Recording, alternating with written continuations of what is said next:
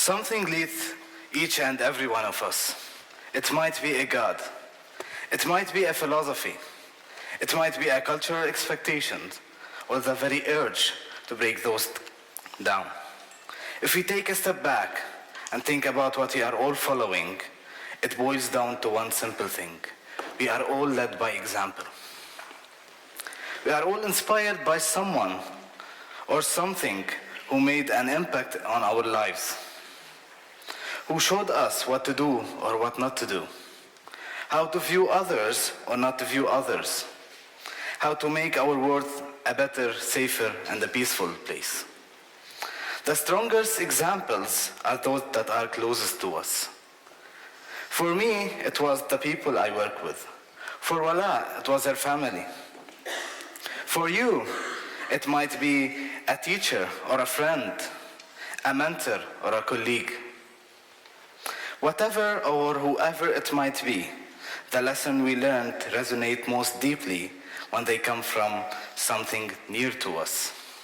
Peace is one of the lessons Zakaria and I have spent much of our lives learning.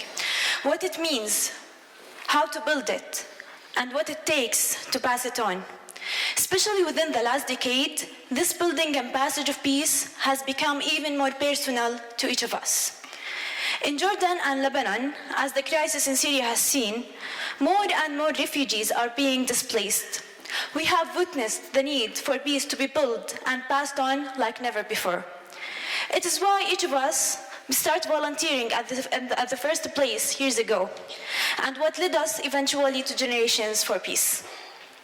Physical borders are not the only borders need to be crossed when it comes to building peace.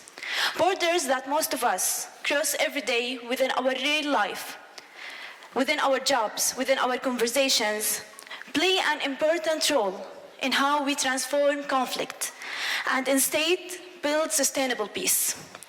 What we've come to learn as committed volunteers in multiple contexts, that the examples that lead others must be brought closer to those who need them most. In order to effectively lead by examples across borders, Wala and I have learned that we must cross a few ourselves. Borders of impact, borders of expectation, and borders of generations. At first, we're going to start with the borders of impact. When it comes to volunteering, some might be tempted to draw lines between real life, our careers, our families, our friends, and the time we spend as a volunteer. Working from the grassroots and engaging with people or leaving an impact as a teacher or coach or leader allows us to cross that border between our real lives and our volunteer lives. Instead of building a new impact, we as volunteers are able to deepen and broaden the impact that our day-to-day lives already have. This is especially important when our contexts grow and change.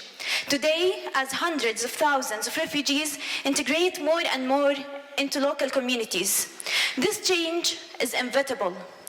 In Jordan, nearly 90% of 1.3 million refugees live in urban centers and local communities. For me, volunteering and leading others in this environment was different from any other experience I ever had. It was the first time for me to work with Syrians, to understand what they have been through from their own point of view. I have learned again and again that impact is magnified when we cross the border between our real lives and our volunteering. In doing so, we are bringing our example and our lives closer to those we seek to impact. The second border we learn to cross is the border of expectation. Peace building is often seen as a high diplomatic process. But when we work within the grassroots, within local communities, and trying to integrate youth and children, we need to be courageous in our innovation and in defying expectation.